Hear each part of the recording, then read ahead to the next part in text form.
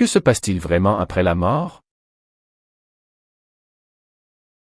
Allez, on plonge ensemble dans une perspective vraiment fascinante sur ce qui nous attend après la mort, celle de la gnose, telle que décrite par l'auteur Samael Aoun Weor. Qu'est-ce qui se passe réellement une fois qu'on a rendu notre dernier souffle, selon cette tradition? C'est ce qu'on va explorer. Mais avant même de parler de l'au-delà, le texte nous met face à une question fondamentale. Une question qui nous touche tous, au fond. Pourquoi est-ce qu'on a si peur de la mort? Cette peur, qu'on voit souvent comme une fin, est en fait présentée ici comme le véritable point de départ de toute l'exploration. Face à cette peur universelle, la source propose une solution qui n'a rien à voir avec une simple croyance. L'antidote, nous dit-on, est bien plus profond. C'est une conscience éveillée, une expérience directe. En d'autres termes, le but n'est pas de croire qu'il y a quelque chose après, mais de le savoir par soi-même. Bon alors concrètement, qu'est-ce qui se passe au moment même où l'on franchit ce fameux seuil? Entrons dans la toute première étape de ce voyage post-mortem. Ici, on est loin d'une simple fin biologique. Le texte décrit un événement précis, presque un rituel. Une entité, qu'il nomme l'ange de la mort, intervient pour couper le cordon d'argent. C'est ce lien énergétique qui nous ancre à notre corps physique. C'est donc un acte délibéré qui vient marquer la séparation. Et c'est là que ça devient vraiment incroyable. Dans cette vision, la mort n'est pas un grand écran noir. Non, c'est un état de profonde confusion. L'âme, une fois libérée de son corps, continue ses activités, ses habitudes. Elle est totalement inconsciente du fait que son existence vient de basculer. Ok, donc si l'âme ne se rend même pas compte qu'elle est morte, dans quel genre de réalité évolue-t-elle? À quoi ressemble ce monde invisible qui s'ouvre juste après? Alors là, le texte avance une idée assez surprenante. L'au-delà ne serait ni un paradis lointain, ni un enfer sous nos pieds. Il s'agirait d'une dimension parallèle, la 4e dimension, qui coexiste juste ici avec notre monde, simplement de l'autre côté du voile de notre perception habituelle.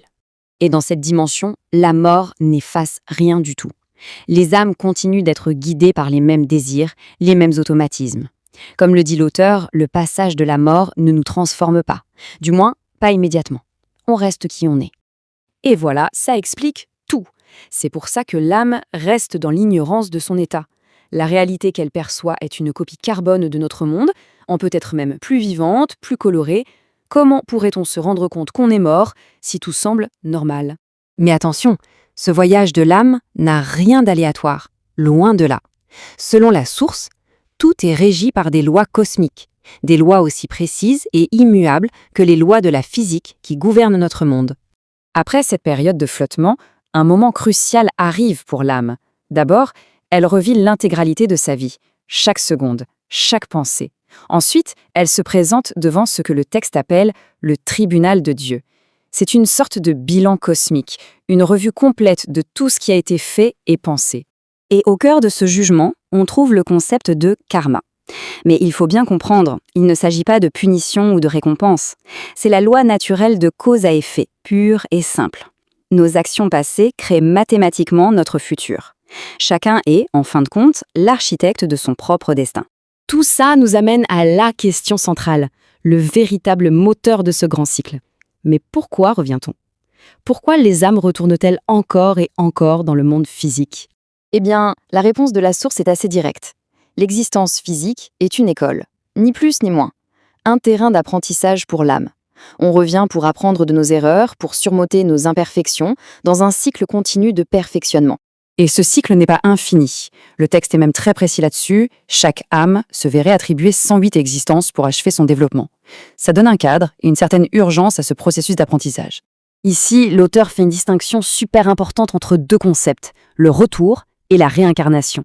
Pour la plupart des âmes, c'est le retour, un processus mécanique, inconscient, où l'on est simplement tiré par les ficelles de notre propre karma. La réincarnation, en revanche, c'est autre chose. C'est un acte conscient, un choix délibéré réservé aux maîtres qui ont atteint la perfection et qui décident de revenir, par sacrifice, pour aider l'humanité. Maintenant, la question qui change tout. Et si on n'avait pas besoin d'attendre la mort pour connaître ces autres dimensions?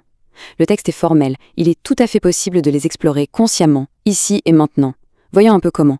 La clé de tout ça, d'après l'auteur, se trouve dans quelque chose qu'on expérimente toutes les nuits, le sommeil. En fait, le rêve est redéfini comme une forme de voyage astral inconscient. Le sommeil devient alors une véritable porte d'entrée vers ces autres réalités, une compétence qu'on peut apprendre à maîtriser. Et pour que ça ne reste pas de la pure théorie, l'auteur partage son propre récit, son expérience personnelle de voyage astral. Étape par étape, il nous guide, transformant un concept abstrait en une pratique qui semble presque à portée de main. Donc, pour récapituler cette vision gnostique, la mort n'est qu'une transition. L'existence est un cycle continu, régi par des lois cosmiques, comme le karma, qui nous offre 108 vies pour nous perfectionner. C'est la loi du retour. Et le plus fou, c'est qu'il serait possible d'explorer consciemment ces monts invisibles de notre vivant. Ce qui nous laisse avec une dernière question, et pas des moindres. Si nos vies ne sont qu'un cycle de répétition, une roue qui tourne sans cesse, est-on condamné à ça pour toujours? Le texte nous laisse entendre que non, une porte de sortie existe. Atteindre la perfection, se sanctifier, serait la clé pour enfin se libérer de ce cycle et transcender la loi du retour. Abonne-toi pour éveiller ton esprit.